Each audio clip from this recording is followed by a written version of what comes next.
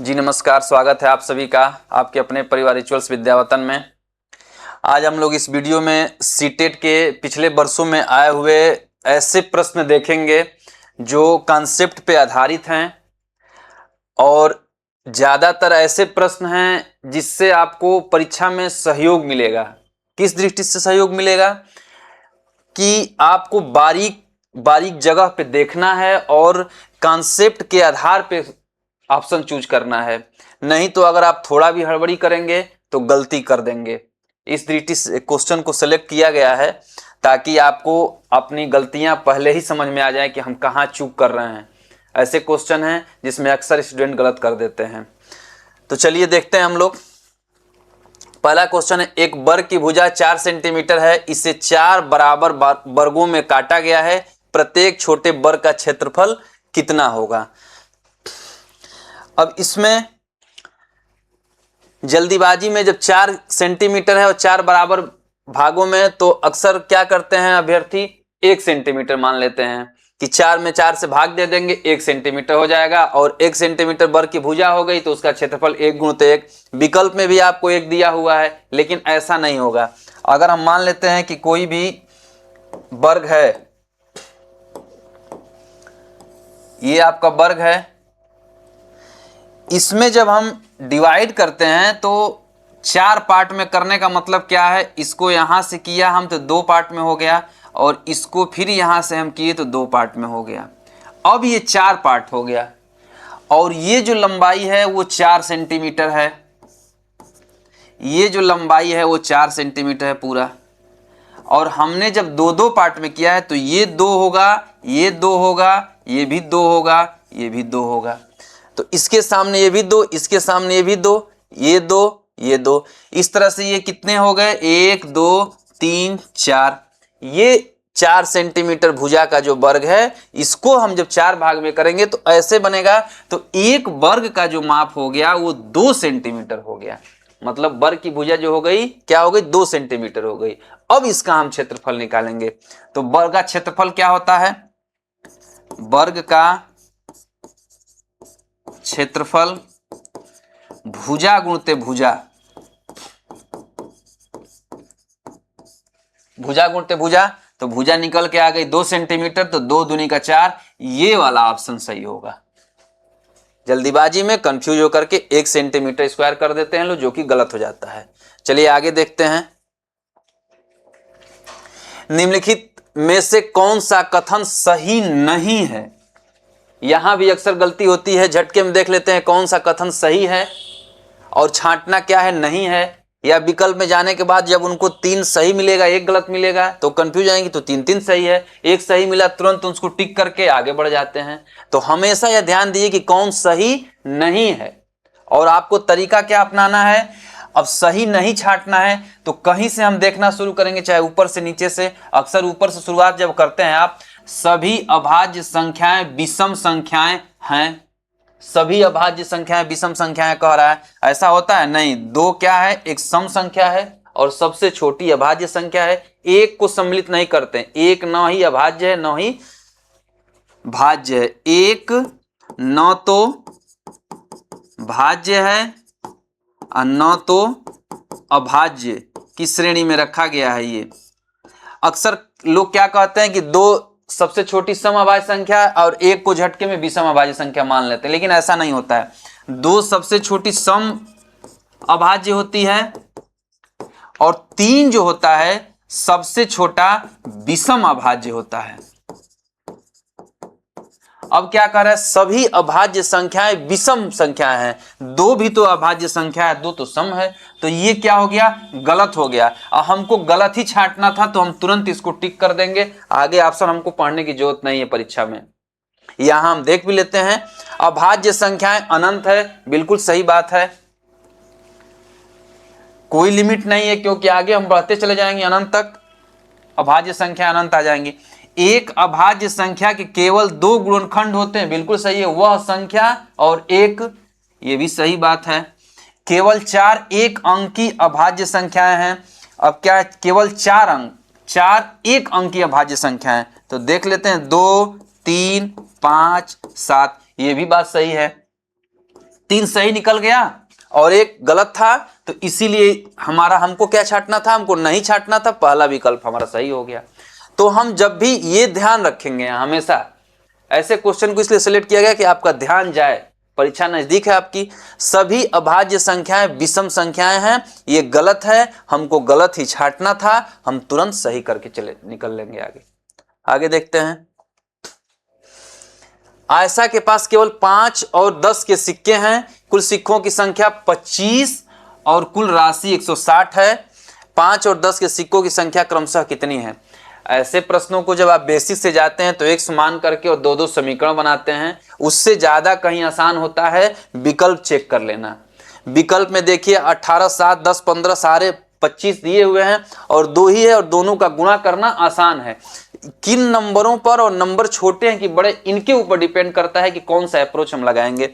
यहाँ ₹5 है, ₹10 है, आसानी से हम गुणा कर सकते हैं। अब पहला ही हम रखेंगे, जैसे देखेंगे 18 5 90 और 10 7 70, 9 7 16, यही आपका मिल जा रहा है सही। तो संख्या 25 है ही और 160 हो जा रहा है, आपका यही क्वेश्चन सही हो गया, पहला विकल्प सही हो गया। यहीं से आगे हमको देखने की जरूरत नहीं है, आगे चलते हैं। मान ज्ञात कीजिए 17.5 गुणित 3 माइनस 21 भागा 7 माइनस 3 गुणित 12.5। अब ये आपको क्या करना है, भागा और गुणा दिया हुआ है, बीच में माइनस का चिन्ह लगा हुआ है। जब भी ऐसे प्रश्न आते हैं तो बाडमास नियम लगता है। इसमें क्या होता है, ब्रैकेट ऑफ, तो यहां कुछ नहीं दिया है, डिवीजन और मल्टीप्लिकेशन दिया है, 2 चीजें, और सब्ट्रैक्शन तीसरी चीज दिया हुआ है। जब डिवीजन और मल्टीप्लिकेशन एकदम नजदीक हैं, जैसे गुणा है और यहां डिवाइड देता है, तो पहले इसको हम सॉल्व करते। लेकिन यहां क्या किया है, गुणा को अलग किया है, डिवाइड यहां है और बीच में माइनस है। तो हम ऐसे प्रश्नों में क्या करते हैं, डायरेक्ट सॉल्यूशन करना शुरू कर देते हैं। इसका एक बार कर लीजिए, फिर इसको लिख लीजिए, फिर इसको लिख लीजिए, और फिर 3 नंबर्स आपको मिल जाएंगे, उसको आप सॉल्व कर लेंगे। अब आपको यहां 17.5 गुणित 3 दिया हुआ है, तो क्या करेंगे, हम 3 से मल्टीप्लाई करेंगे। मल्टीप्लाई करने में हमको एक एक अंक में समय ज्यादा लगेगा।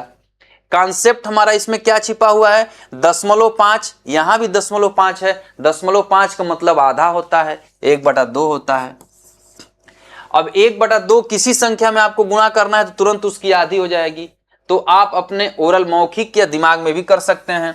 जैसे 17.5 गुणित 3 है, तो 17 तियां 51, और 0.5 में जब 3 का गुणा करेंगे तो 1.5 होगा, तो 51 और 1.5 52.5 हो गया आपका ये, माइनस 7 तियां 3, और फिर इसी तरह से इसको हम करेंगे 12 तियां 36 और 1.5 37.5 हो जाएगा। अब आपका ये इजी हो गया, इसको आप आसानी से सॉल्व कर सकते हैं। इन दोनों को, इसको एक साथ जोड़ लीजिए तो 40.5 हो जाएगा, और ये 52.5 है, तो 52.5, दोनों माइनस वालों को एक साथ ले लेंगे, आपका 12 आंसर आएगा। इस प्रश्न को आप टोटली ओरल कर सकते थे।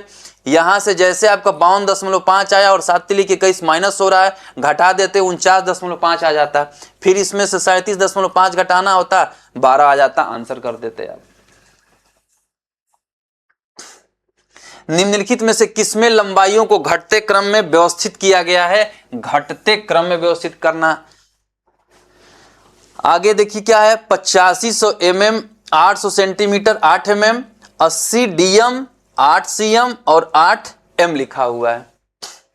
पैमाने से संबंधित है, थोड़ा सा हम बता देते हैं आपको। mm मतलब मिलीमीटर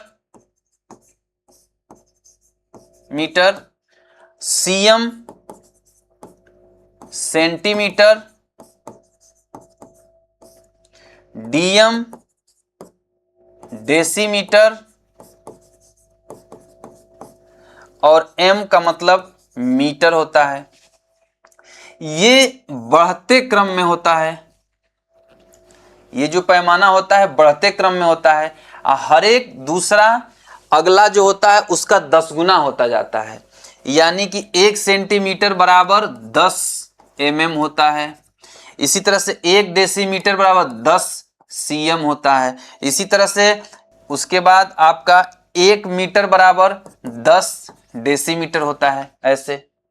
और जब मिलीमीटर और डेसीमीटर की बात की जाएगी या मिलीमीटर और मीटर की बात की जाएगी, तो ये क्रमशः 10 गुणित 10, और जैसे आगे हम बढ़ते जाएंगे तो 10 गुणित 10 गुणित 10 ऐसे होता जाएगा। यानी कि 1 मीटर में 1000 मिलीमीटर होता है। इसी तरीके से कहें हम तो 1000 मिलीमीटर, या ऐसे कहेंगे हम कि 1 मीटर में 10 डेसीमीटर, तो फिर 10 डेसीमीटर में कितना सेंटीमीटर, 100 सेंटीमीटर, फिर 100 सेंटीमीटर में 1000 मिलीमीटर। ऐसे आप कर सकते हैं, आप पहले से भी जानते होंगे, यहाँ रिवाइज के तौर पे अब इसको हम करते हैं। अब ऐसे प्रश्नों में आपको 4 विकल्प दिए हुए हैं, तो किसी एक में आप क्या करेंगे, ये मिलीमीटर में है, सेंटीमीटर मीटर एक साथ है, डेसीमीटर सेंटीमीटर एक साथ है और मीटर एक साथ है, तो आप या मीटर में चेंज करेंगे तो दशमलव में चीजें आने लगेंगी, तो आप क्या करेंगे, मिलीमीटर में सबसे छोटा मात्रक यही है, तो ये 85 हुआ, और 800 सेंटीमीटर में 8000 मिलीमीटर होगा, और 8 उसमें जुड़ जाएगा, तो ये 8008 क्या हो जाएगा, मिलीमीटर हो जाएगा।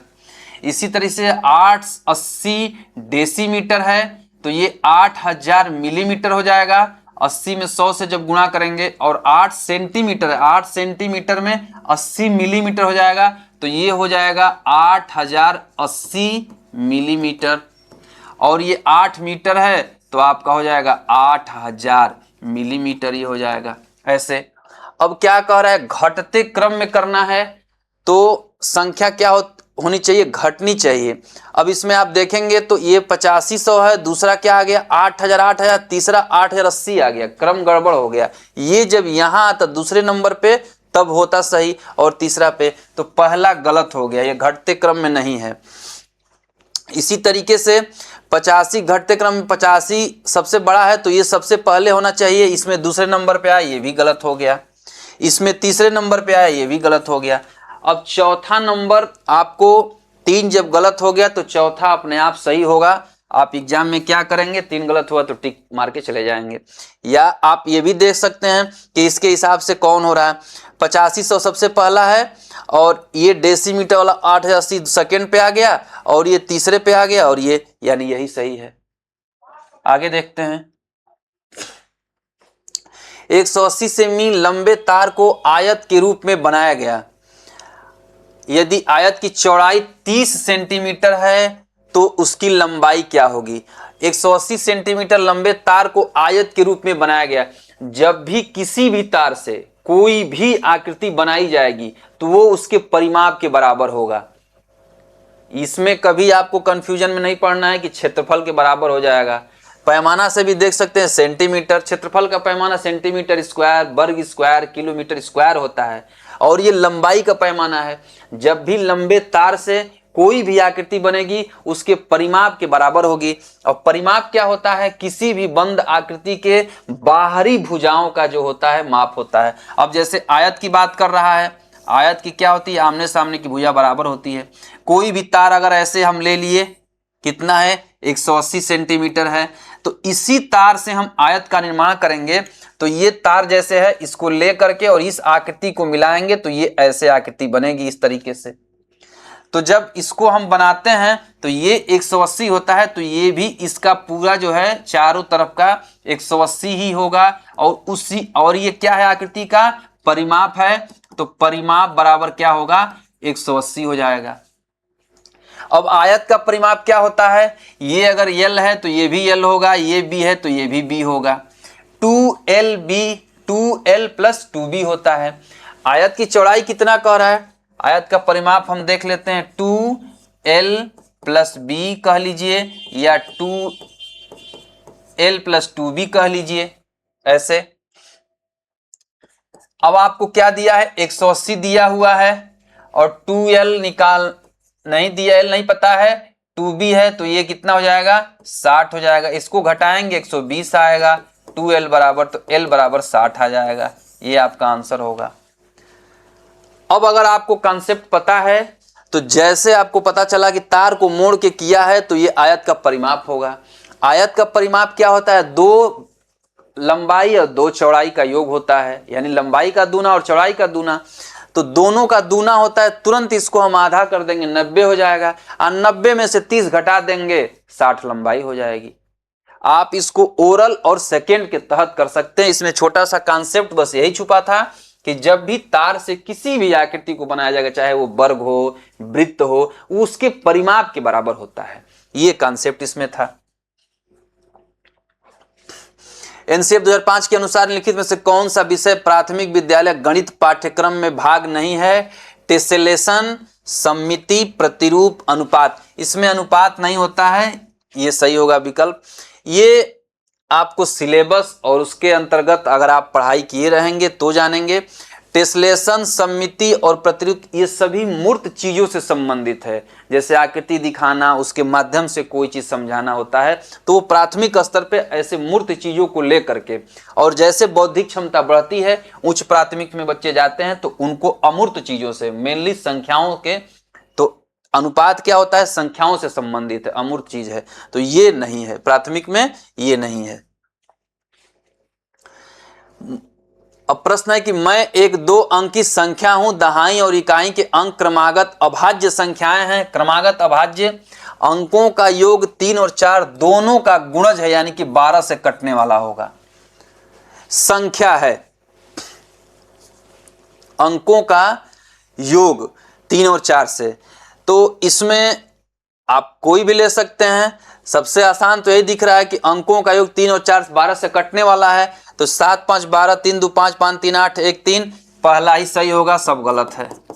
एक ही चीज, 2 टर्म दिए हुए हैं कि दहाई और इकाई के अंक क्रमागत अभाज्य संख्याएं हैं, और दूसरा दिया है कि 3 और 4 दोनों का गुणज है, तो दोनों का गुणज का मतलब इनके गुणनफल का मल्टीपल होगा वो, यानी 12 से कटने वाला होगा। तो हम संख्या का योग करेंगे, 7 5 12 एक ही संख्या मिल रही है, बाकी तो योग इनका 12 से कटने वाला ही नहीं है, तो इसको हम छोड़ देंगे। ऐसे आप जांच करके भी देख लीजिए, दहाई और इकाई के अंक, दहाई और इकाई के अंक क्रमागत अभाज्य हैं, इसमें है, इसमें जो है क्रमागत अभाज्य संख्या इसमें भी है, इसमें भी है, ये तो ऐसे गलत है। लेकिन अब दूसरा टर्म इजी है छांटना, 7 5 12 एक ही मिल रहा है, इसको हम सही करके चलेंगे। ये भी आप देखते ही कर सकते थे, कॉन्सेप्ट आपको पता होना चाहिए कि 3 और 4 दोनों से गुणज हैं, तो वो 3 और 4 का गुणनफल क्या होगा? 12 होगा, उसके मल्टीपल में आएगा। चलिए इस प्रश्न को देखते हैं। निम्न संख्याओं को आरोही क्रम में रखने पर तीसरे स्थान पर कौन सी संख्या होगी? अब जब भी आरोही क्रम में हो, संख्या विषम हो, संख्या कितनी विषम संख्या है, मतलब 5 संख्याएं हैं, तो तीसरी संख्या हम ले लेंगे, चाहे वो आरोही में लिखिए अवरोही में लिखिए, आंसर आपका सेम आएगा। लेकिन आरोही में लिखना है, यानी बढ़ते क्रम में लिखना है, तो आप देखेंगे तो सबसे छोटी संख्या क्या है? 0.77 है। इससे बड़ी जो संख्या होगी, अब ये दोनों समान है, 7.07 7.007, तो ये आ जाएगा 7.007। इसके बाद ये आ जाएगा 7.07। तीसरे नंबर पे जैसे गए हम उसको सही कर लेंगे, हमको पूरा लिखने की जरूरत नहीं है। या अब बड़े से छोटे की तरफ भी आएंगे तो भी क्रम समान ही आएगा। क्यों? क्योंकि बीच वाले तीसरे नंबर के संख्या को पूछा गया है, और संख्याओं की संख्या कितनी है? 5 है। चलिए अगला प्रश्न देखते हैं। यदि 8 अंक की संख्या इतना 72 से विभाज्य है तो कौन सा कथन सत्य नहीं है? x और y इसमें 2 चर हैं और ये आपका मान दिया हुआ है। इसमें कॉन्सेप्ट ये छुपा हुआ है कि 72 जो है वो 8 और 9 दो ऐसी संख्याएं हैं जो सह अभाज्य हैं, उन्हीं का गुणनफल है। तो हम 8 और 9 से अगर चेक कर लेते हैं कि इनमें डिविजिबिलिटी के लिए x और y की जगह पे क्या होगा, तो 72 से डिवाइड वो भी हो जाएगा। तो विकल्पों के सारे आप देखेंगे, सबसे पहले 8 से क्या होता है कि अंतिम 3 अंक 8 से विभाज्य हो, मतलब संख्या उनसे बनी 8 से विभाज्य हो तो वो विभाज्य होगा। लेकिन x जो है चौथे नंबर पे है, तो हम 8 से न दे करके 9 से देखेंगे।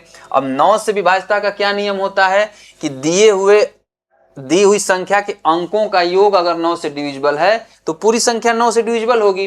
तो चलिए हम चेक कर लेते हैं। अब जब भी योग करना हो तो 9 से डिविजिबिलिटी केस में जब 9 दिया हो तो हम 9 को नहीं जोड़ते हैं, क्योंकि योग भी डिविजिबल होगा और अकेले संख्या डिविजिबल हो रही है तो उसको हम कट कर देते हैं। और भी दो दो अंकों को हम लेके देखते हैं, 7 और 2 9 हो रहा है, इसको भी हम छोड़ देंगे। अब बच गया 4 1 5। अब 5 में ऐसा हम क्या जोड़ें कि हमारा 9 हो जाए या 18 हो जाए।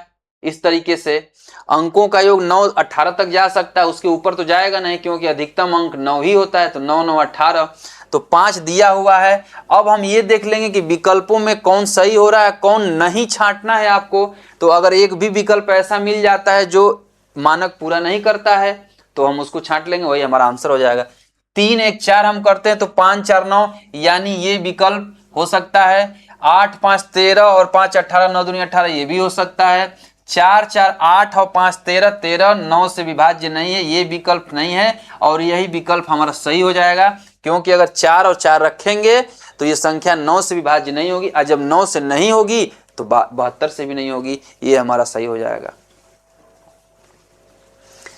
एक समलंब की समांतर भुजाएं 11 सेंटीमीटर और 25 सेंटीमीटर तथा उनके बीच की दूरी 12 सेंटीमीटर है। इसका क्षेत्रफल 3 संबंधित 2 के अनुपात वाली भुजाओं वाले आयत के क्षेत्रफल के बराबर है। आयत का परिमाप क्या होगा? आयत का परिमाप क्या होगा? समलंब का क्या दिया हुआ है? क्षेत्रफल आयत के क्षेत्रफल के बराबर है। तो सबसे पहले हम समलंब का क्षेत्रफल निकालेंगे। समलंब क्या होता है? ऐसा चतुर्भुज होता है जिसकी आमने सामने की भुजा जो होती है वो समांतर होती है। ये दोनों भुजाएं समांतर होती हैं। समलंब का क्षेत्रफल होता है समांतर भुजाओं का योग और गुणते उनके बीच की दूरी, ये होती है हाइट। समांतर भुजाओं का योग आपको पहले से दिया, तो समलंब का जो क्षेत्रफल होता है 1/2 ब्रैकेट में समांतर भुजाओं का योग और गुणा होता है उनके बीच की दूरी कह लीजिए चाहे ऊंचाई कह लीजिए। इनके बीच की दूरी जो होती है यही ऊंचाई होती है। ये आपका दिया हुआ है और ये आयत के क्षेत्रफल के बराबर है। सबसे पहले इसका हम क्षेत्रफल निकाल लेते हैं। तो हाफ समांतर भुजाओं का योग उनके बीच की दूरी 12 हो जाएगी, 2 6, ये निकल के आएगा 25 से 11 36 गुणते 6 हो जाएगा ये। अब आगे क्या करना है? आयत के क्षेत्रफल के बराबर है और आयत की भुजाएं, आयत का क्षेत्रफल क्या होता है? लंबाई गुणते चौड़ाई होता है।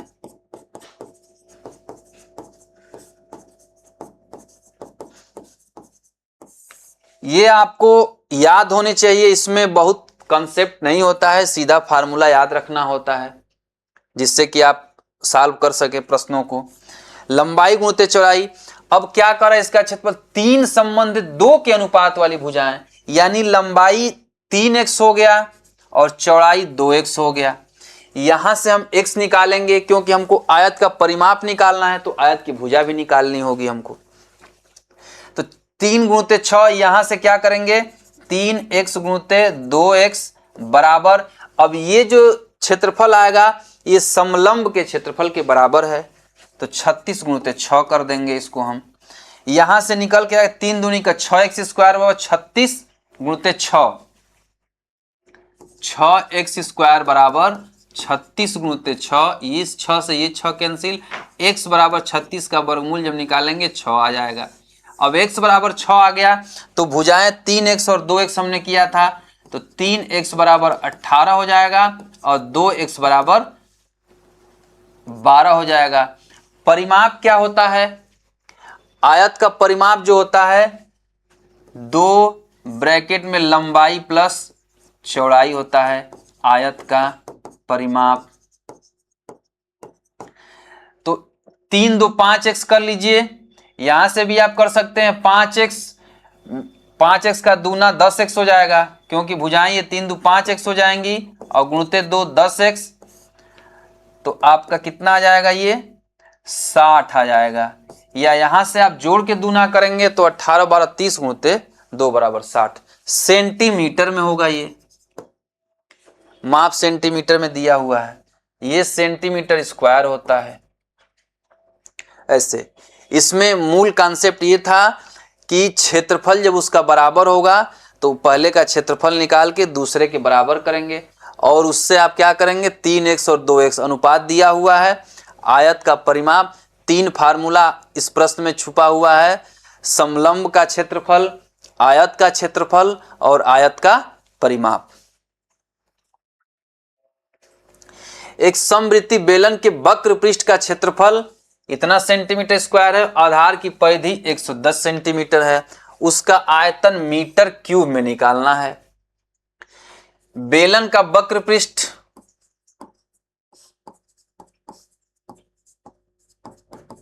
वक्र 2 पाई आर एच होता है, और आधार की परिधि, बेलन के आधार जो होते हैं समवृत्तीय बेलन कहा है, यानी दोनों वृत्त समान हैं।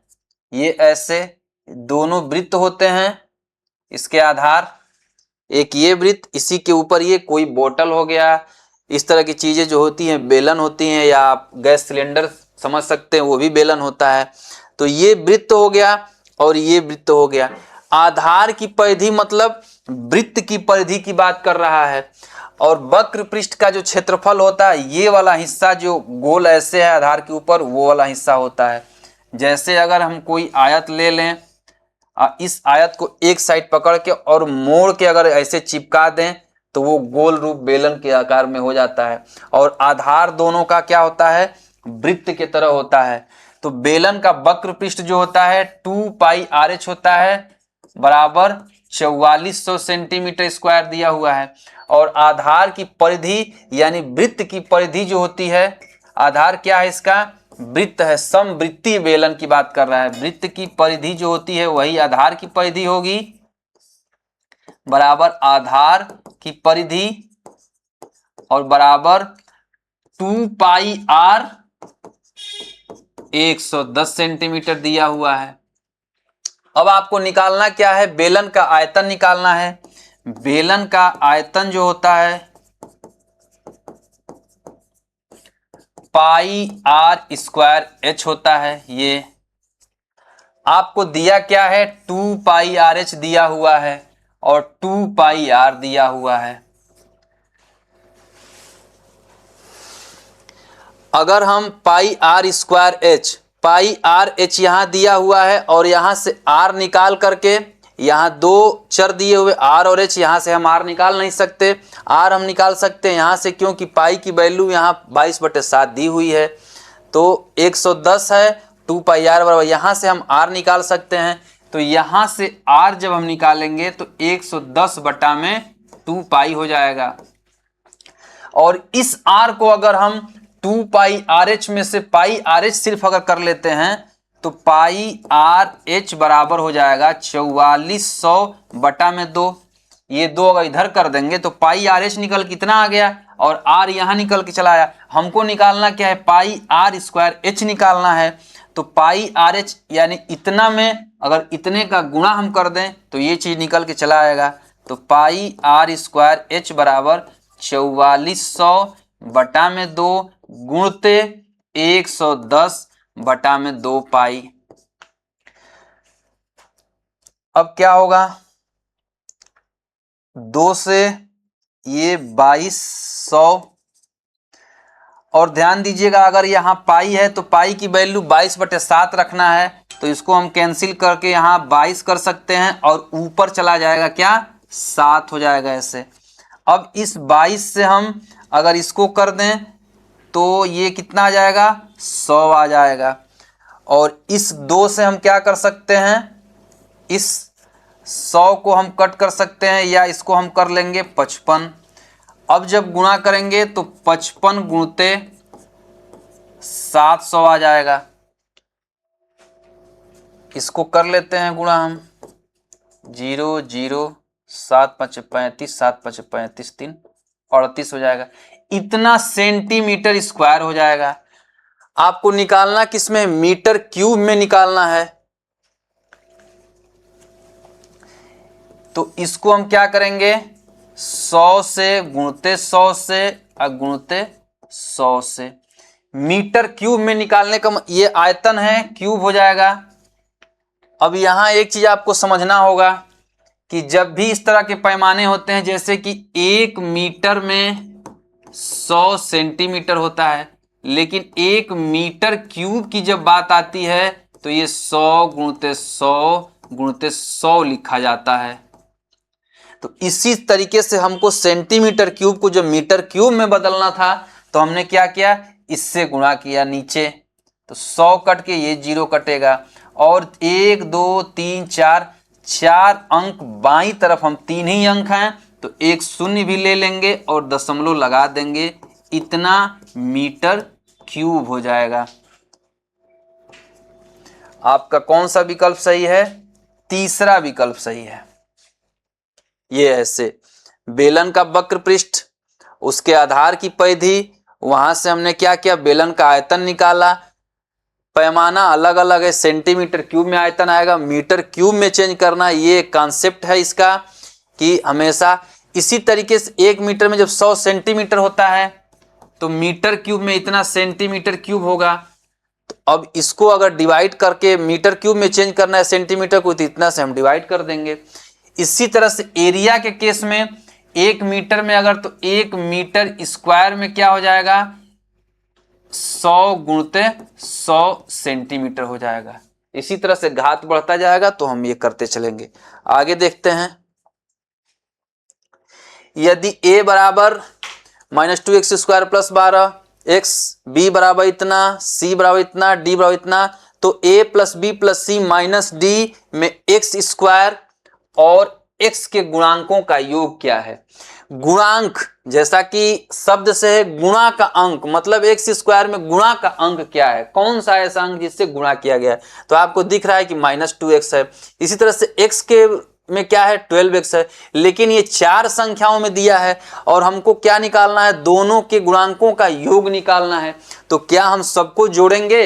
नहीं, सबको जोड़ेंगे नहीं, हम क्या करेंगे, एक एक अंक को ले लेंगे। ये x² यहां से है तो ऐसे हम ओरली कर सकते हैं, -2x² है और इसमें 3x² है। जैसे योग की बात किया हुआ है कि योग का गुणांक निकालना है, जैसे इसको हम जोड़ेंगे, ये माइनस है ये प्लस है, तो क्या बच जाएगा हमारा, x² बच जाएगा। फिर इस x² को जब इसमें ऐड करेंगे तो ये प्लस था, ये माइनस है, तो -3x² बचेगा। अब -3x² है, ये +x² है, तो हमारा क्या बच गया, -2x² बच गया। अब दूसरा क्या है, x का गुणांक छांटना है, तो ये 12 है और इसमें से -8 करेंगे तो 4 बचेगा, यहां इसमें है नहीं 4 और यहां -1 हो रहा है तो 3 बच जाएगा, तो +3x आ रहा है। अब दोनों का गुणांक, तो गुणांक का मतलब x² का गुणांक क्या है, -2 होगा और x का क्या है, 3 होगा। गुणांकों का योग पूछा है तो 3 और -2 कितना हो जाता है, 1 होगा। ये आपका चौथा ऑप्शन सही हो जाएगा। गुणांक ऐसे जल्दी करने के लिए क्या करेंगे, आप ऐसे ओरली सब में छांट करके उसमें से निकाल लेंगे। यहाँ x² भी लिखने की जरूरत नहीं, -2 और 3 लिख सकते थे आप। ऑप्शन ये चौथा सही है। 3 संख्याएं 2 संबंध 3 संबंध 4 के अनुपात में है और उनके घनों का योग 33 9 57 है। तीनों संख्याओं का योग क्या है, ये घनों का अनुपात है। अगर हम संख्या 2x 3x और 4x कर लेते हैं तो इनका घन जो होगा 3 बार गुणा आपस में, तो 8x³ होगा, 27x³ होगा और 64x³ होगा। इन और उनके घनों का योग 33 957 कह रहा है। सबको जब हम जोड़ेंगे तो 27 64 और 8 जुड़ के 99 हो जाएगा। 99x³ बराबर 33 957। अब 99 से इसको भाग देंगे तो x³ निकलेगा, उससे हम x निकालेंगे क्योंकि तीनों संख्याओं का योग क्या है। तो क्या हम 99 से भाग देंगे, 99 से भाग देना मुश्किल है। 99 क्या है, 9 × 11। अगर 9 × 11 से ये कट जाता है, 9 से कट जाता है, 11 से कट जाता है, तो 99 से हम भाग देना मान सकते हैं। चलिए इसको 11 से करते हैं, तो 11 × 33 0, 11 × 8 88 और 11 × 7 77। 11 से कट रहा है, ये भी 9 आ गया और ये भी कट गया। फिर 9 से भी कटेगा ये, क्योंकि जोड़ने पे आ रहा है, तो 9 × 3 = 27 और 3 × 8 9 चौका 36, 9 तिली 27, यानी एक्स क्यूब बराबर आपका 343 आ गया। एक्स बराबर आपका 7 आ जाएगा। 7 का क्यूब 343 है। अब हमको निकालना क्या था, तीनों संख्याओं का योग। तो तीनों संख्याओं का योग 4 3 7 2 9 एक्स हो जाएगा। 9 7 63 सी सही हो जाएगा। आगे चलते हैं। 3 क्रमागत पूर्णांक हैं, उन्हें बढ़ते क्रम में लेकर क्रमशः 3, 5 और 2 से गुणा करने पर योग 99 आता है। पहले और तीसरे पूर्णांक का योग क्या होगा। जब भी क्रमागत पूर्णांक की बात होती है तो क्रमागत पूर्णांक का क्या मतलब है, अगर कोई संख्या 1 है तो इसका क्रम का आगत क्या होगा, अगला क्या होगा, 2 होगा, 3 होगा, प्लस 1 करते हैं। यहाँ दिया नहीं है तो अगर हम x के रूप में मानते हैं तो पहला x होगा, दूसरा x + 1 होगा और तीसरा x + 2 हो जाएगा।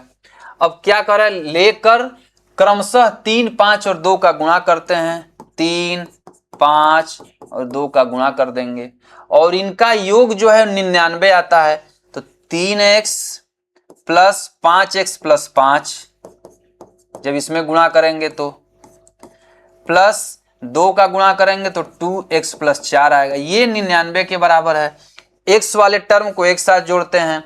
3, 5, 8 2 10x अब प्लस 9 बराबर 99। यहाँ से x बराबर ये 9 इधर जाएगा, 90 हो जाएगा, 9 आ रहा है।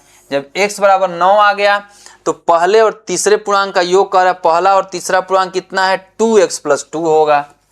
2x + 2 होगा। यहाँ हम अलग अलग मान रख के नहीं जोड़ते हैं, उससे समय 2 4 10 सेकेंड ज़्यादा लगता है। आप क्या करेंगे, दोनों को यहाँ से जोड़ लेंगे। 2x + 2 तो 9 दूनी का 18 अब +2 20 आंसर आ जाएगा इसका। इसमें ये छोटा सा कॉन्सेप्ट क्रमागत संख्याओं का था, ऐसे कर लेंगे। चलिए प्रश्न देखते हैं। ऊपर से खुला एक लकड़ी का डिब्बा 3 सेंटीमीटर मोटा है। इसकी बाहरी लंबाई चौड़ाई ऊंचाई क्रमशः 1.48 मीटर, 1.16 मीटर और 83 सेंटीमीटर है। 150 प्रति मीटर स्क्वायर की दर से इसकी आंतरिक सतह को रंगने की लागत, जब रंगने की लागत की बात आती है तो इसका कॉन्सेप्ट ये होता है कि जो भी पृष्ठ हैं उसका हम क्षेत्रफल निकालते हैं और ये प्रति मीटर स्क्वायर या जो भी दर दिया रहता है उससे गुणा कर देते हैं, यही रंगने की लागत होती है। अब पृष्ठ निकालने में ऊपर से खुला एक लकड़ी का डिब्बा और ये लंबाई चौड़ाई ऊंचाई दी हुई है, यानी कि ये घनाभ का शेप बन रहा है। ये घनाभ का शेप है, ऐसे इस तरीके से। अगर ऊपर से खुला है, जिस प्रकार से कमरे की दीवारें 6 होती हैं, 4 दीवारें ऊपर नीचे को भी 2 दीवार अगर काउंट कर लेते हैं तो 6 का आपको पृष्ठ यानी क्षेत्रफल निकालना होता है। उसी तरीके से ये डिब्बे का भी घनाभ के आकार का होगा और ऊपर से अगर खुला है तो एक पृष्ठ ये वाला हो जाएगा, एक इसके पीछे वाला 2, एक इस साइड वाला 3, इसके पीछे सामने वाला 4 और एक नीचे का 5 पृष्ठ हो जाएंगे। इनका क्षेत्रफल निकाल लिया जाएगा और उनको जोड़ करके 150 से मल्टीप्लाई कर दिया जाएगा तो आंसर आ जाएगा। अब बाहरी सतह का माप दिया हुआ है, बाहरी दिया हुआ है और आंतरिक सतह को रंगने की लागत पूछ रहा है और डिब्बे की मोटाई भी 3 सेंटीमीटर दिया है, लंबाई चौड़ाई और ऊंचाई दिया हुआ है। इस तरह के प्रश्नों में जो डिब्बा दिया रहता है, अगर माप यहां से यहां तक हम लेते हैं, इसी तरीके से यहां से यहां लेंगे तो ध्यान दीजिए, अगर ये लंबाई है तो ये चौड़ाई हो जाएगी और ये ऊंचाई हो जाएगी। तो अब जब लंबाई की बाहरी माप दी हुई है और 3 सेंटीमीटर मोटा डिब्बा है, तो जब लंबाई का आंतरिक हम माप निकालेंगे तो 3 सेंटीमीटर इधर से और 3 सेंटीमीटर इधर से, दोनों साइड से 3-3 सेंटीमीटर कम हो जाएगा। इसी तरीके से जब चौड़ाई की बात की जाएगी तो यहाँ भी अंदर की तरफ जो चौड़ाई होगा वो क्या होगा, 3 सेंटीमीटर कम और 3 सेंटीमीटर इधर से भी कम, यानी 2 बार 3-3 कम होगा चौड़ाई में भी। और रही बात ऊंचाई की, तो ऊंचाई में आंतरिक वो भी लेना है। तो 3 सेंटीमीटर अगर मोटा कोई चीज है, अगर इतना लंबा है पूरा और यहाँ से यहाँ मोटाई है, तो ये 3 सेंटीमीटर जब घटा देंगे और ऊपर से चूंकि खुला हुआ है तो ऊंचाई में मात्र एक बार घटेगा। तो इस तरीके से जो प्रभावी हमारी लंबाई होगी, प्रभावी लंबाई उसको कह लीजिए या आंतरिक लंबाई कह लीजिए, आंतरिक लंबाई जो होगी वो क्या हो जाएगी, 1.48 मीटर है और 3 सेंटीमीटर है। 3 सेंटीमीटर को हम मीटर में चेंज कर लेंगे क्योंकि यहां गुणा भी करना है, मीटर के दर, मीटर स्क्वायर की दर दिया हुआ है। और इस सेंटीमीटर ऊंचाई को भी हम क्या करेंगे, मीटर में चेंज कर लेंगे तो 0.83 हो जाएगा, 0.83 मीटर हो जाएगा। इसी तरीके से जब 1.48 में से हम 3 सेंटीमीटर, तो 3 सेंटीमीटर बराबर आपका हो जाएगा 0.03, 100 से भाग दे देते हैं, मीटर हो जाएगा ये। तो आंतरिक लंबाई जो हो जाएगी वो इसमें से हम क्या करेंगे, इसका दूना 2 बार घटेगा, लंबाई इधर से भी घटेगा, लंबाई ये है तो इधर से भी 3 सेंटीमीटर मोटा रहेगा, इधर से भी रहेगा। तो 3 दूनी का 6, तो 0.06 जब हम घटाएंगे तो 1.42 सेंटीमीटर, 42 मीटर ये हो जाएगा आंतरिक लंबाई। आंतरिक चौड़ाई की जब बात की जाएगी तो ये भी हो जाएगा 1.16 में से 0.06 को जब हम घटा देंगे तो 1.10 मीटर ये हो जाएगा आंतरिक। और इसी तरह से आंतरिक ऊंचाई की जब बात की जाएगी तो ये हो जाएगा 83 में से 0.83 मीटर में से 0.03 सिर्फ घटाएंगे क्योंकि ऊपर से डिब्बा खुला हुआ है, एक बार घटेगा। तो ये आपका कितना हो जाएगा, 0.80 मीटर हो जाएगा। अब ये हो गया प्रभावी या आंतरिक लंबाई, चौड़ाई और ऊंचाई। अब ऊपर से खुला है, कमरे का एग्जाम्पल इसलिए दिया है कि कमरे में आप सोच सकते हैं, कमरे में व्यक्ति रहता है तो वो सोच सकता है कि एक लंबाई की तरह दीवार होती है, एक चौड़ाई को लेकर के दीवार होती है, और जो नीचे का बनता है वो क्या होता है, लंबाई गुणते चौड़ाई हो जाता है। और बाकी लंबाई वाली दीवार में ये जैसे लंबी है, इसमें जब ऊंचाई का गुणा करते हैं तो ये वाला क्षेत्रफल निकल के आता है। इसी तरह का इसका एक सामने होता है। तो संपूर्ण जो पृष्ठ हो जाएगा जिसको हमको कलर करना है वो क्या हो जाएगा, 2 गुणते लंबाई गुणते ऊंचाई, ये लंबाई है और इसका ऊंचाई एक पृष्ठ ये और इसका एक सामने वाला, तो 2 गुणते एल गुणते एच हो गया। फिर इसी तरह से ये चौड़ाई है और ये ऊंचाई, तो बी गुणते एच और इसका पीछे वाला, तो 2 ये भी हो जाएगा, तो 2 गुणते बी गुणते एच। अब प्लस होगा सिर्फ नीचे का जो है, तो ये लंबाई और गुणते चौड़ाई, तो ये क्या हो जाएगा, लंबाई गुणते चौड़ाई, एल एच बी एच और एल बी। अब इसमें हम जब मान रखेंगे तो 2 को हम बाहर कर सकते हैं और h को भी बाहर कर सकते हैं, तो 2h एल प्लस बी इस तरीके से हो जाएगा, और प्लस एल गुणते बी हो जाएगा, या एल बी लिख सकते हैं इसको। अब जब हम मान रखेंगे सबका तो एल कितना है, 2 गुणते 0.8 लिख लीजिए, और एल कितना है 1.42 प्लस 1.10 भी लिख सकते हैं, प्लस लंबाई कितना है 1.42 और गुणित चौड़ाई कितना है 1.1। इसको जब हम सॉल्व करेंगे तो 1.6 और ये आ जाएगा गुणित 2.52 आ जाएगा, अब प्लस 1.42 गुणित 1.1। इसको सॉल्व करना होगा, यहां लिख लेते हैं। जब यहां से हम मल्टीप्लाई करेंगे तो 16 दूनी का 32, 3 16 25 80, 3 83 8, 16 दूनी के 32 8 40, और 2 अंक पे यहाँ है, 1 अंक पे यहाँ है, तो 3 अंक पे दशमलव यहाँ लग जाएगा, और प्लस कितना हो जाएगा, इसका जब हम गुणा करेंगे तो 11 से गुणा कर देंगे, 11 दूनी का 22, 2 11 चौक 44, 2 46 के 6 हासिल 4, 11 कम 11 4 15 हो जाएगा, और 1 अंक और 2 अंक 3 अंक पे दशमलव यहाँ लगेगा। अब ये आपका आ गया कितना, जब इसको हम जोड़ेंगे तो 2 2 4 हो जाएगा, और 6 3 9 हो जाएगा, 5 हो जाएगा यहाँ, और 4 1 5 हो जाएगा। इतना मीटर स्क्वायर हमारा क्या आ गया, क्षेत्रफल आ गया, जिसको हमको रंगना है। अब लागत की जब बात करेंगे तो लागत क्या हो जाएगा, लागत बराबर 5.594 गुणते 150 कर देंगे। ये 0 से इस दशमलव को यहां लेके चले आएंगे। अब जब गुणा करेंगे तो 15 चौका 60, 6 15 नवा 135 और 6 141, 14 15 पचे 75 और 14 89, 9 8 15 पचे 75 और 8 83। ये इतना आ गया। अब 2 अंक पे दशमलव लगाएंगे, इतना, ये इतना रुपया हो गया। आपका कौन सा ऑप्शन सही है, तीसरा ऑप्शन सही है। ये थोड़ा कैलकुलेटिव है, ऐसे जब भी प्रश्न आते हैं तो आपको ध्यान से करना होगा।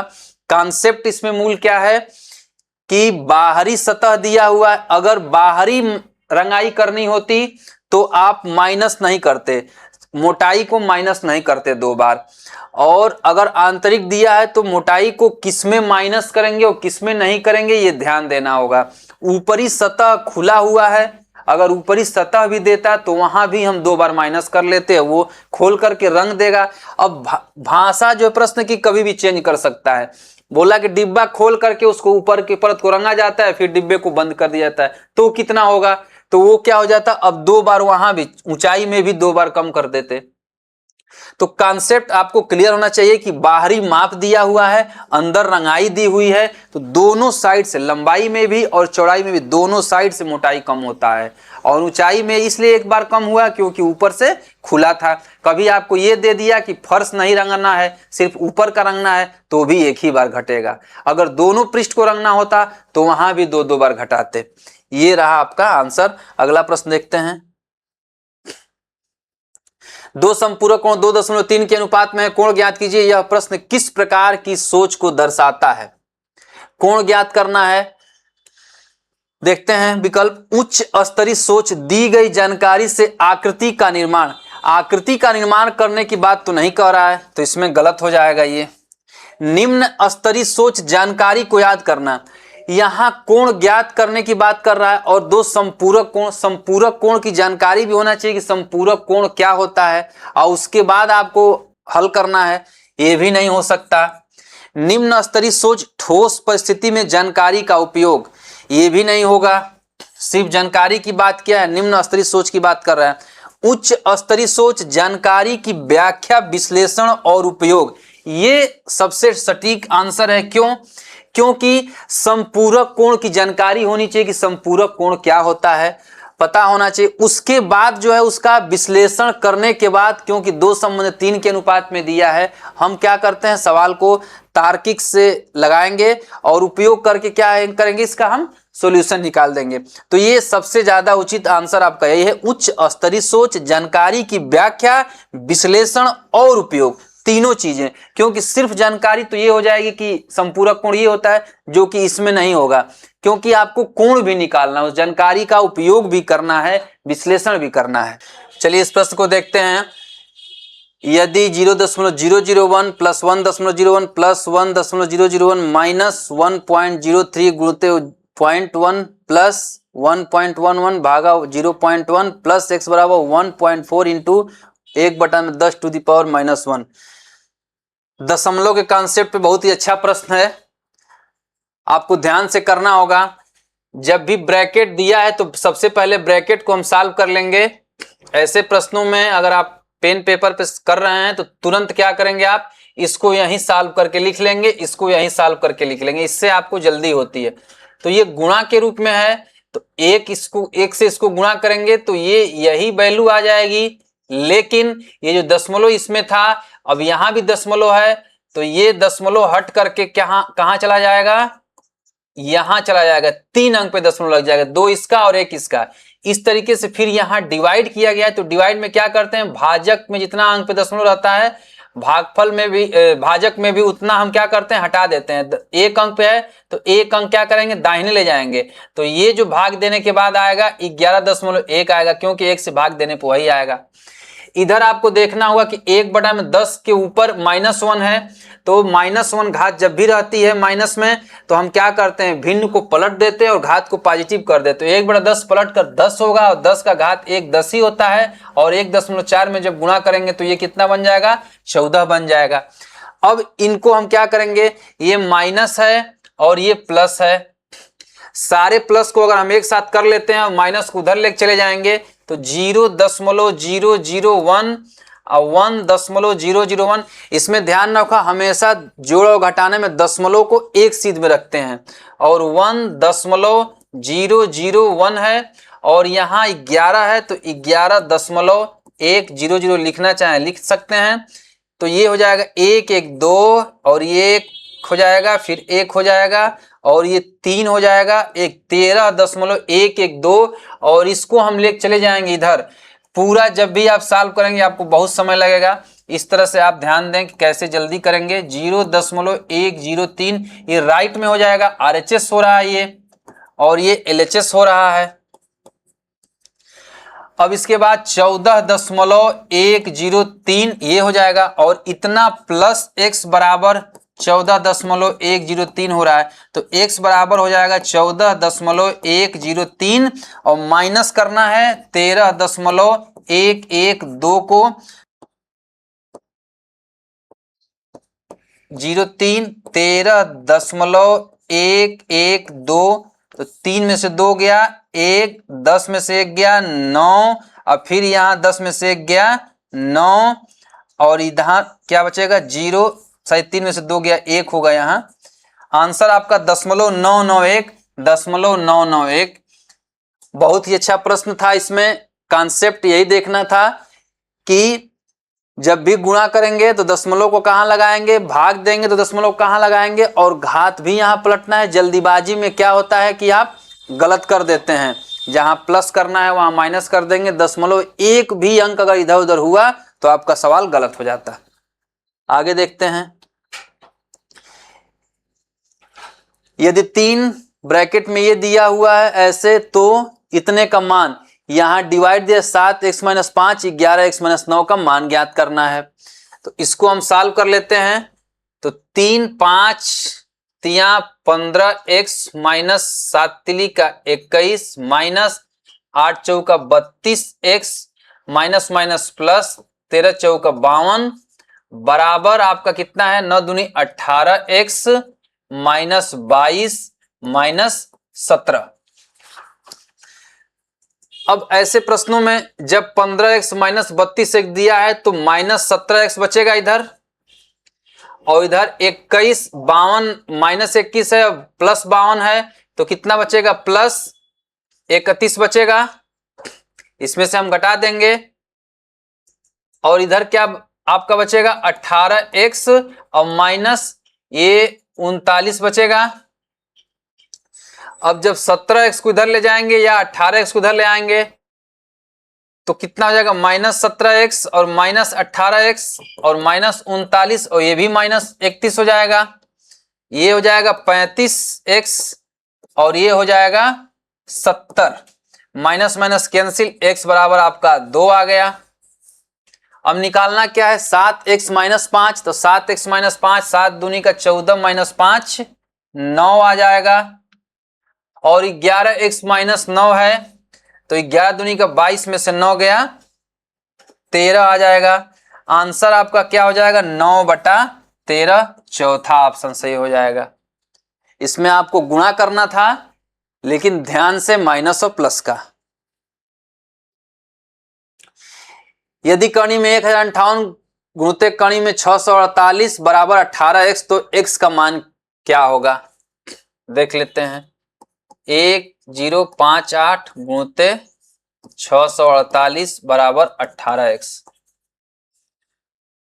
अगर इसका हम फैक्टर करते हैं तो 2 5 10 और 2 दूनी का 4 2 9 18, एक ये हो जा रहा है, और गुणित इसी तरीके से इसको करेंगे तो 2 गुणित 324 आएगा बराबर 18x। √2 दोनों में से बाहर निकलेगा, इसको हम ऐसे भी लिख सकते हैं √2 गुणित √529। क्यों, क्योंकि 529 23 का वर्ग है। इसी तरीके से √2 गुणित √324, 18 का वर्ग है ये। तो √2 और √2 कितना हो जाएगा, 2 हो जाएगा। और ये 23 गुणते 18 गुणते 2 बराबर 18x।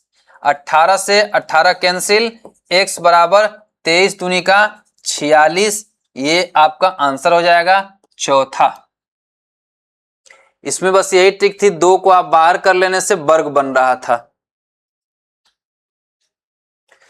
m का वह मान ज्ञात कीजिए जिसके लिए 2/9 के पावर क्यूब है 3 घात है, गुणित 4 के बटा में 81 का -6 घात है।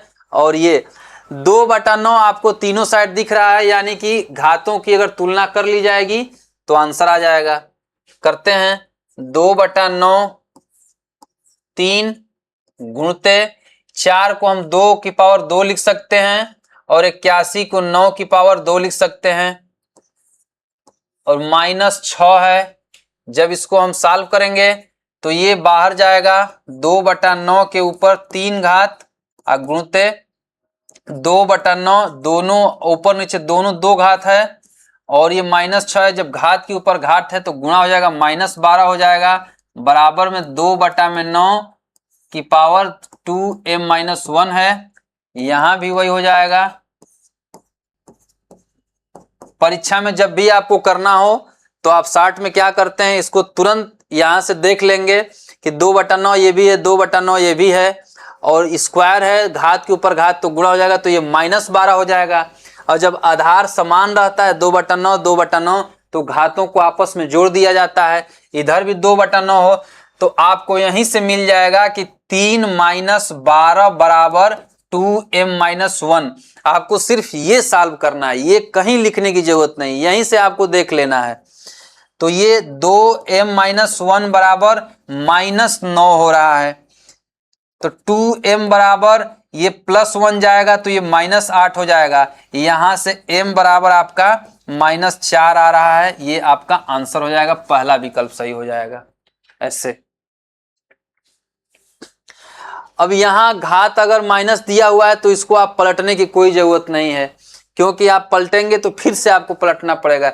बिना घात पॉजिटिव, क्योंकि घात के ऊपर घात है, गुणा हो जाएगा, आधार समान है, बीच में गुणे का चिन्ह है, घातों को हम जोड़ लेंगे, फिर m पावर के रूप में ही m है तो हम घातों को बराबर करके निकाल सकते हैं।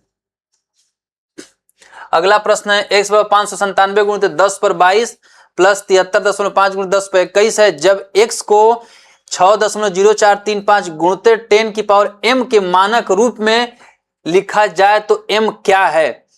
m घात पूछ रहा है। सबसे पहले हम इसको मानक रूप में लिखेंगे और हमारा घात अलग अलग दिया हुआ है तो हमको क्या करना होगा, घात को समान कर लेना होगा। तो 597 गुणित 10 के ऊपर अगर 22 घात दिया हुआ है अब प्लस 73.5 गुणित 10 पर 21 घात दिया हुआ है, तो इसको अगर हम बढ़ाना चाहें घात को तो 22 करेंगे तो 7.35 हो जाएगा, ये भी कर सकते हैं, या इसी को हम 10 पर 21 घात कर लेंगे तो इसको कॉमन कर सकते हैं। तो 10 पे 21 घात अगर हम ले लेते हैं कॉमन तो ये 5970 हो जाएगा, क्योंकि यहाँ 10 बच जाएगा, इसमें गुणा कर देंगे, प्लस 73.5 ये जब हम जोड़ देंगे तो ये आपके बराबर हो जाएगा। इसको जोड़ने के बाद 5.3 हो जाएगा यहाँ, और ये 7 7 14 के 4 9 1 10 5 1 6 इतना गुणित 10 की पावर 21। लेकिन क्या कह रहा है, जब x को इतना के मानक रूप में, मानक रूप क्या होता है, सिर्फ एक पूर्ण अंक होता है, उसके बाद सारे अंक दशमलव के बाद होते हैं। तो फिर से हम 3 अंक इधर ला रहे हैं, 1 2 3, तो यहां हम करेंगे ऐसे और 10 पर 3 और गुणित 10 पर 21 यानी कि 6.0435 गुणित 10 पर 24 घात। यहां भी आधार समान हुआ, घातों को जोड़ देंगे, ये आ गया इस फॉर्म में 10 के ऊपर m और यहां 10 के ऊपर 24, तो आंसर आपका पहला 10 के ऊपर 24 हो जाएगा। ये मानक रूप का प्रश्न है, अक्सर पूछा जाता है, इसको आप ध्यान रखेंगे। रवि ने 1500 की 2 वस्तुएं खरीदी, एक पर 6% लाभ और दूसरी पर 4% की हानि। पूरे लेन देन में लाभ या हानि प्रतिशत क्या है?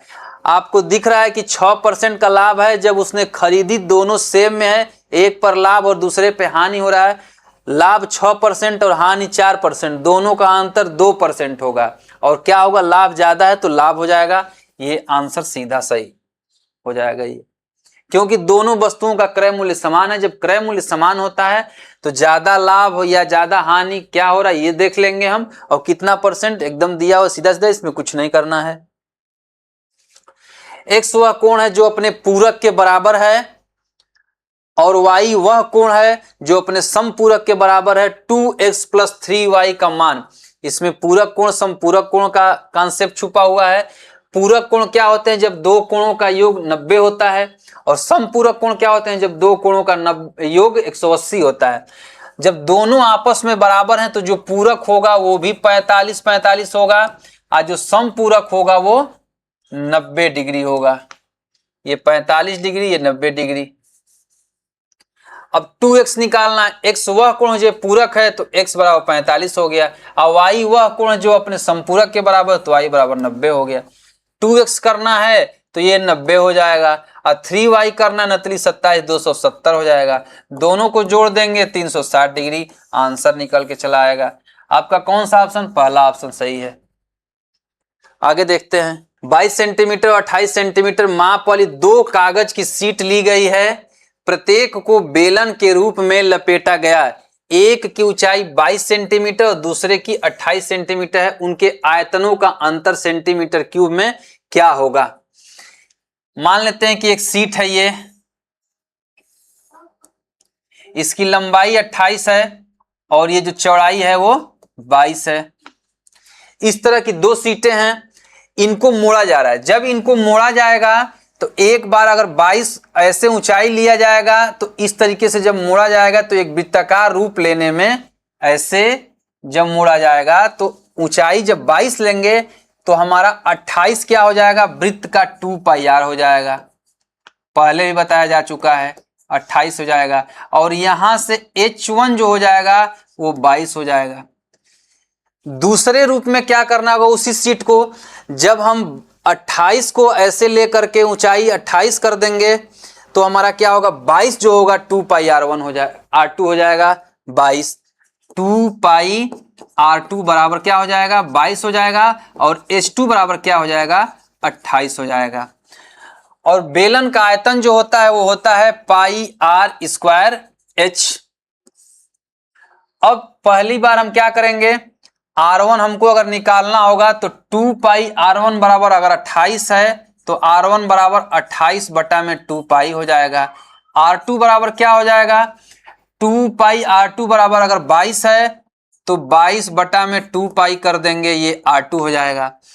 अब हम जब क्षेत्रफल निकालेंगे तो आयतन निकालेंगे तो πr1² बराबर पाई गुणते R1 ये है तो 28/2π गुणते 28/2π, और इसका h जो है वो क्या है? 22 है। इसी तरीके से ये पाई से पाई एक कैंसिल हम कर देते हैं, और इस पाई को जब हटा के हम 22/7 रखेंगे तो 22 नीचे हो जाएगा और गुणते 7 ऊपर हो जाएगा। इस 22 से 22 कैंसिल हो जाएगा। इस 2 से 28 कट के 14 हो जाएगा। इस 2 से 28 कट के 14 हो जाएगा। तो इस तरीके से ये निकल के क्या आ गया?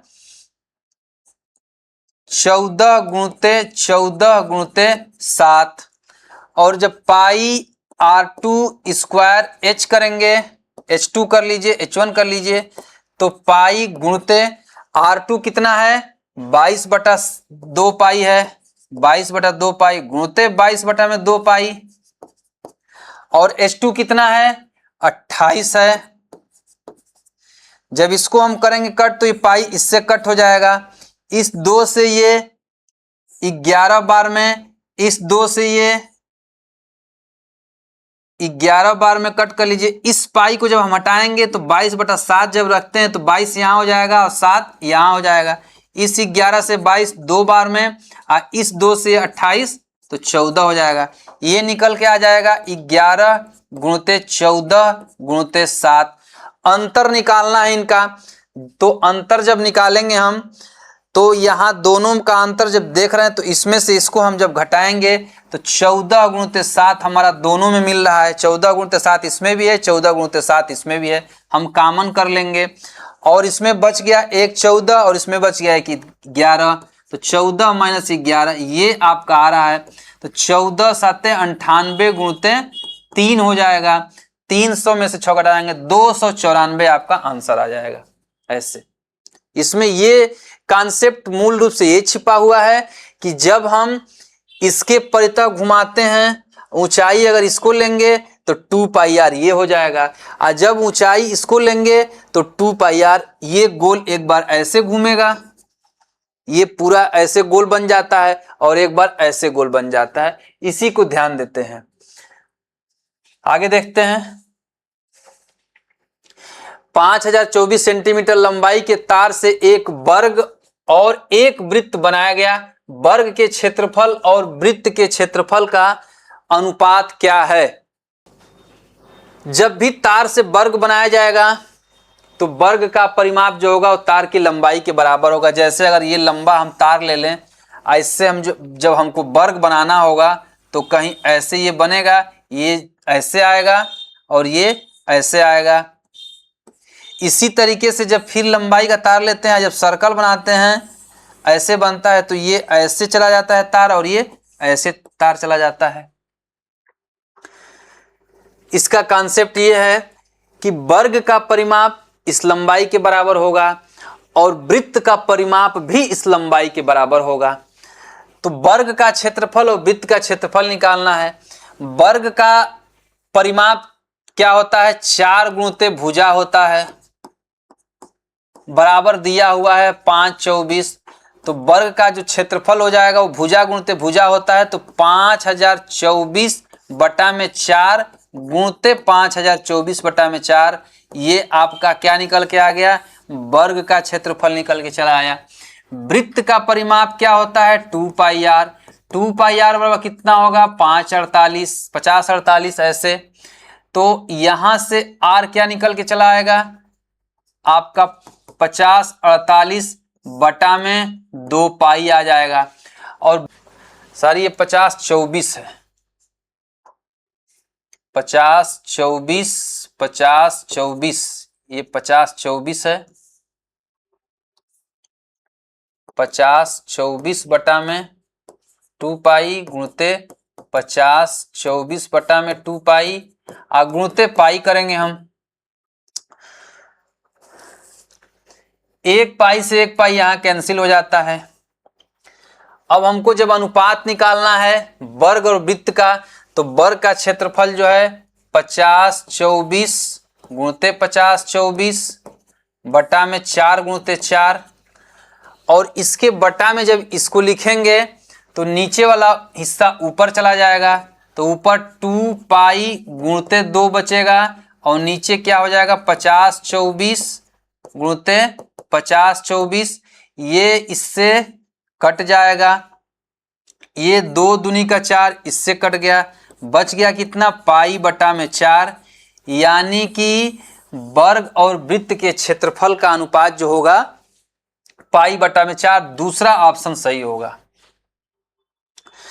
अब इस प्रश्न को करने के बाद एक कॉन्सेप्ट आपको यह मिल रहा है कि जब भी समान लंबाई के तार से वर्ग का क्षेत्रफल और वृत्त का क्षेत्रफल निकालना होगा, यानी कि वर्ग और वृत्त बना है और उसका क्षेत्रफल निकाल के अनुपात अगर निकालना है तो हमेशा यही रेशियो आपको निकल के आएगा, क्योंकि जो तार की लंबाई दी थी वो क्या हो गया?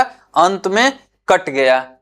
तो कुछ भी अगर लंबाई यहाँ दिया रहेगा, आप जब सॉल्यूशन करेंगे तो वो आपस में कट जाएंगे, यानी हमेशा यही रेशियो निकल के आएगा।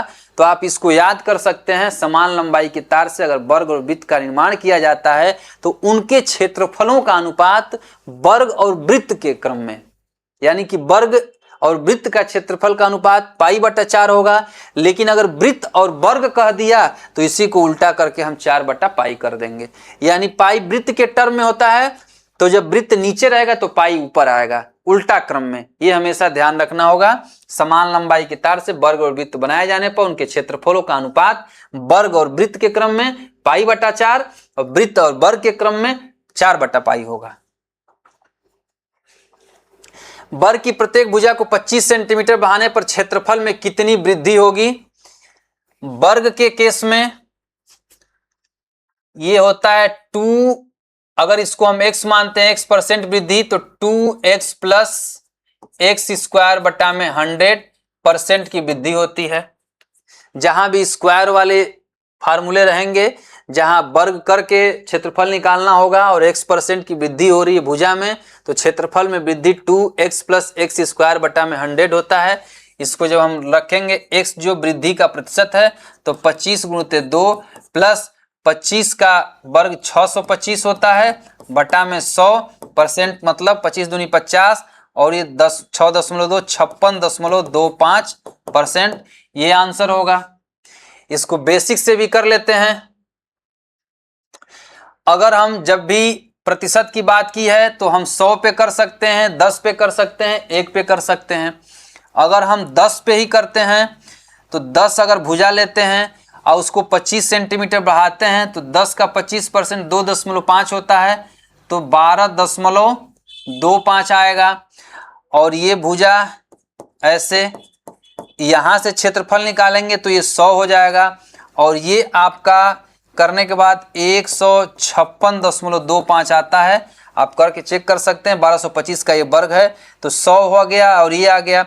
अब जब क्षेत्रफल की वृद्धि की जाती है तो बढ़ा हुआ मान अंतिम माइनस प्रारंभिक बटा में प्रारंभिक, तो उससे निकल के आता है बढ़ा हुआ मान 56.25। अब बटा में प्रारंभिक करेंगे, ये हो जाता है आपका गुणित 100%, तो 100 से क्या हो जाएगा, ये 100 कैंसिल होगा, 56.25% आंसर। प्रतिशत निकालने का क्या होता है फार्मूला? अंतिम मान माइनस प्रारंभिक मान बटा में 100 और गुणित 100, ये रहता है हमेशा। परसेंटेज लगा देते हैं, ये आपका आंसर हो जाता है।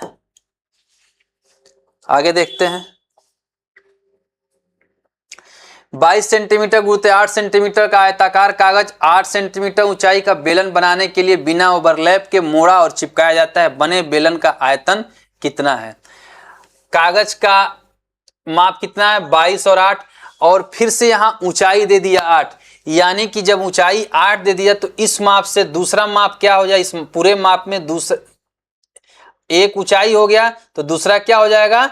उस बेलन के वृत्ताकार भाग की परिधि हो जाएगी, तो 2πr बराबर आपका 22 हो जाएगा और h बराबर 8 हो जाएगा। बने बेलन का आयतन पूछ रहा है, यहां से आप r निकाल लेंगे तो 22 बटा में 2π हो जाएगा। r और h दिया हुआ है, πr स्क्वायर h होता है, तो पाई गुणते 22 बटा में 2π गुणते 22 बटा में 2π गुणते 8 हो गया। ये 22 में पाई में 22/7 होता है, 22/7 होता है। पाई हटा के अगर हम 22/7 लिखते हैं तो 22 यहाँ हो जाएगा, 7 ऊपर हो जाएगा, इस 22 से 22 कैंसिल। फिर इसी तरीके से इस पाई को जब हटाएंगे तो 22/7, तो 7 ऊपर जाएगा, ये 22 से इस 22 को कैंसिल कर सकते हैं। और 2 दूनी का 4, 4 से जब 8 को हटाएंगे तो 2 होगा, तो यहाँ से क्या निकल के आ रहा है, और इस पाई को भी कैंसिल कर दिए हैं। आपका 7 दूनी का 14, और इसका हम मान क्या रख सकते हैं? 22/7 रख सकते हैं अगर, तो 22 गुणते 7 गुणते 7 गुणते 2 बटा में 7, 7 से 7 कैंसिल हो गया, 14, 22 गुणते 14, 14 दूनी 28 और 14 दूनी 28 2 30, 308। ये जब आपका पाई में मान यहाँ नहीं दिया हुआ है और पाई की वैल्यू भी यहाँ नहीं दी हुई है, तो हम 22/7 रख सकते हैं, क्योंकि यहाँ कटने वाला मान है। आगे देखते हैं। 30 सेंटीमीटर लंबाई के 2 तार हैं, एक से वर्ग और दूसरे से 5 सेंटीमीटर, 12 सेंटीमीटर और 13, 12 और 5 30 हो रहा है। भुजाओं वाला त्रिभुज बनाया गया है, त्रिभुज के क्षेत्रफल और वर्ग के क्षेत्रफल का अनुपात क्या है। त्रिभुज का क्षेत्रफल, त्रिभुज का माप ये है। अगर आप समकोण त्रिभुज के विषय में जानते हैं तो समकोण त्रिभुज में ये तीनों भुजाएं अगर दी हुई हैं तो 5 का वर्ग और 12 का वर्ग 13 के वर्ग के बराबर है पाइथागोरस त्रिक से। तो यहाँ क्या हो गया, समकोण त्रिभुज हो गया। समकोण त्रिभुज का क्षेत्रफल होता है 1/2 आधार गुणित ऊंचाई। सबसे लंबी भुजा कौन होती है उसको छोड़ देंगे, ये 12 × 5 = 60 या ऐसे कर लीजिए 30 हो गया, 30 सेंटीमीटर स्क्वायर। और 30 सेंटीमीटर का तार है उससे वर्ग बनाया जा रहा है। तो वर्ग जब बनाया जाएगा 30 सेंटीमीटर क्या होगा, वर्ग का परिमाप होगा। तो वर्ग की भुजा क्या हो जाएगी, वर्ग की भुजा जो हो जाएगी वो 30/4 हो जाएगी। तो 30/4 का मतलब 7.5 कर लीजिए। या आपको क्षेत्र अनुपात निकालना है तो त्रिभुज बटा में वर्ग जब करेंगे हम तो 30/30 गुणित 30/4 गुणित 4 रहेगा, ये पलट जाएगा। तो 30 गुणित 4 गुणित 4 बटा 30 गुणित 30, 1 30 से 30 कैंसिल, ये 2 दूनी का और 2 15, 8/15 आ जाएगा। यानी कि आपका पहला ऑप्शन सही होगा। त्रिभुज के क्षेत्रफल और वर्ग के क्षेत्रफल का अनुपात 8:15। हमने ऐसे प्रश्नों को देखा जिसमें हर एक प्रश्न में कॉन्सेप्ट लगा हुआ है और अगर हम ध्यान से कैलकुलेशन नहीं करते हैं तो अक्सर गलत हो जाते हैं परीक्षा में हमारे प्रश्न।